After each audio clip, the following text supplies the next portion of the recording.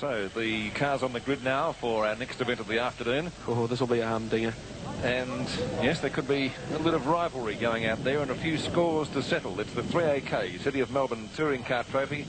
It is over 25 laps, and of course the two front cars on the grid, as I said, have a score to settle. Mike Raymond and I'm looking at the gentleman to the right there with the bowler hat, obviously the man from Prudential. It's not Anchor Milk, is it? With the oboe. Dick Johnson, of course, we mentioned yesterday, had a very spectacular crash at Surface Paradise in the 300-kilometre race up there last weekend. Got the True Blue Falcon upside down. He's back. He looks quite pensive there. No smile from Dick today. That's unusual. But and look at Peter Brock too. Yes. Oh, got to race him. Of course, whenever you've got to race Peter Brock at any circuit, that's a job and a half. And Brock yesterday in practice was a 45.7. He's the current record holder here, isn't he, for this? Yes, and he holds the record of the 46.3, so he's well under his own track record. Second on the grid, Dick Johnson in car number 17. Third on the grid, the National 9 Camaro, back from the Bathurst Wars. Kevin Bartlett, 46.8, and from position number 4, Murray Carter in the Ford, also with a 46.8. There's Murray Carter, one of the real veterans, a very popular figure here in Victoria. He's been campaigning the Fords for quite a number of years. Always has a splendidly turned out car. Murray was very, very quick in the late practice this morning. Quite a surprise then, right behind Murray Carter is the Sydney Privateer. There's the 9 Camaro, Kevin Bartlett. Although Kevin was up at the presentation area. Just checking if that's Bob Forbes or Kevin settled in behind the wheel. Kevin scheduled to drive. Gary Wilmington, the privateer from Sydney, has the Ford next on the grid with a 47.1. And then Stephen Harrington in the Commodore, 47.4.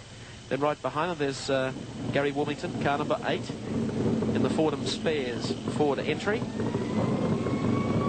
As I mentioned, a privateer and quite a talented young man who can get around most circuits very, very well. Car 12. Well, this was the car that unfortunately didn't fire for Alan Jones at Mount Panorama in the James Hardy 1000. Warren Cullen is back today to try and prove something. He can prepare a competitive car. He can get it to the line and it can finish a race.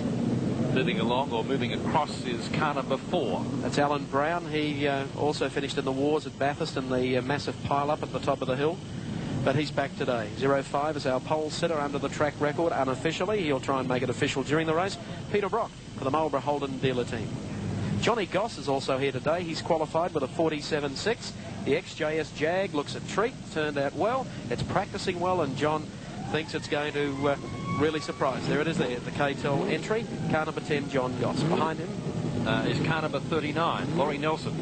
That's at the Capri, 49.1. And then Rusty French, who dropped the motor yesterday in the Ford. He was a 49.2. Scotty Taylor is out in the Commodore.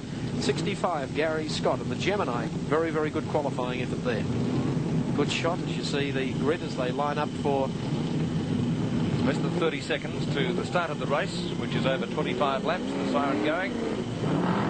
Well, they'll do their customary warm-up lap as we'll go through and finish the field off for you. Gary Scott, a good qualifier in the Gemini, 49.6. 51, Steve Land in the Toyota, a 49.7.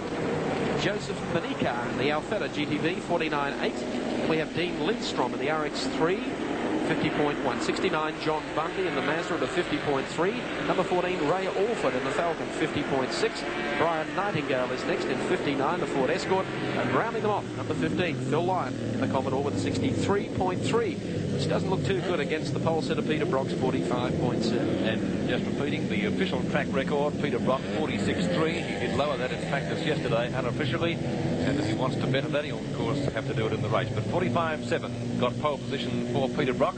We had him up to the 7 Sport microphone yesterday afternoon, Mike Raymond. He was very, very happy with the car, didn't push it. Knew he had pole position and naturally goes into this afternoon's race a very, very happy man. Yes, well, he went to his brother's wedding last night, Phil Brock, so he didn't hang about the circuit. And I think before his hometown crowd here in Melbourne, and under the eager eyes of our Prime Minister of Australia, who is special guest here today at Calder Motor Raceway, directly opposite us in the Calder Raceway VIP suite area, taking a look at the action. Man from Prudential is going to get bowled over on his Homburg if he's not out of there quick smart. Yes, I don't know where they get the extras for this. You're not going to apply, are you?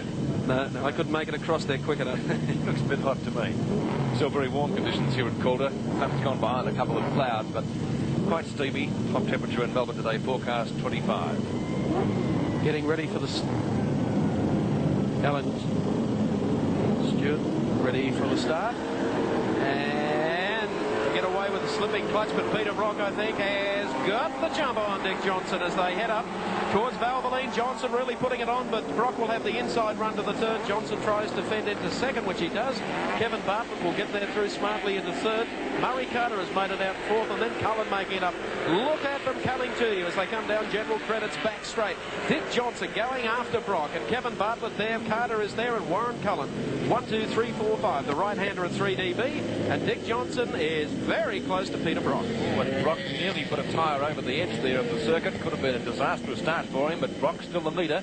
He started from pole. They come up towards Glowweave quarter down now for the run down the main straight. And this is going to be a very, very interesting one. Johnson right on the hammer of Peter Brock. There's only a couple of metres between the first two cars as they go down past the VP start-finish line with Kevin Bartlett in third place. At the end of the straight, Dick Johnson a little closer to Peter Brock, but Brock doing it beautifully. Got a little sideways out there, though. Coming off the corner, now it's down to some real nitty-gritty business in the touring car department in the City of Melbourne trophy race as Peter Brock really stretches it as they come down General Credit's back straight. Johnson makes a little ground as they get down to the right-hander, but no room to pass there. It's pretty tight and a little bumpy as they come across here. Bartlett is still back in third. Fourth place is Murray Carter, and Johnny Goss coming on strong in the Jaguar in fifth place. Also going strong down there is Warren Cullen in car number 12, and in car number 27 is Steve Harrington in the Commodore. Down the straightaway, 2 down, 23 remain in the City of Melbourne Touring Car Trophy race. Peter Brock the race leader, Dick Johnson second, Kevin Bartlett third, Carter fourth, Cullen is fifth, Johnny Goss up into seventh, so he's dropped back a spot in the field as they go down into Valvoline to right-hander. Well, Dick Johnson, as you mentioned, Mike Raymond, probably a lucky man to be here after that spectacular crash which we showed a replay of yesterday, but the car has been rebuilt, and Dick Johnson taking his place in the field today and providing some pretty stiff opposition at the moment for Peter Brock. There's not much between the two cars at the moment.